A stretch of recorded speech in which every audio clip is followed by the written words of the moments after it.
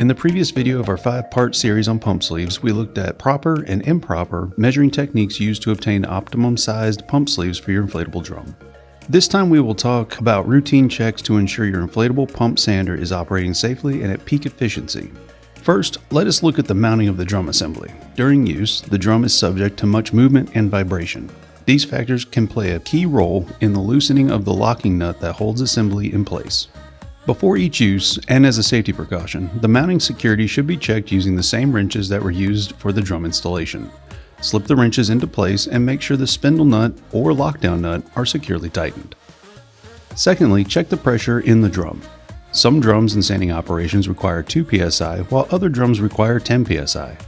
Based on the type of contour that you are sanding, the air pressure can be increased or decreased to better conform to the workpiece. And finally, check all of the visible components for wear or age-related defects. Have a look at the next video in the series if you want to dive a little deeper into the details. Even though you have checked your machine, always make sure to wear the proper safety equipment when you operate it. During your inspection process, you may notice damaged components that may need to be replaced. Our inflatable drum had an end cap mounting screw that was damaged, as well as a valve stem that had damaged threads. For just such occasions, we have a repair kit that contains several of the components that you may need to keep your inflatable drum in action. The kit contains 25 flathead screws, 6 complete valve stems, 1 tube of rubber adhesive, 1 roll of black tape, and an instruction sheet. The rubber adhesive and black tape are for sealing the bladder to the flange to prevent air pressure loss.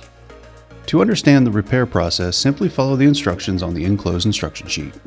In our next video, we will disassemble an inflatable pump drum, examine it for maintenance issues, and reassemble it. We will also talk about a couple of manufacturing differences between brands.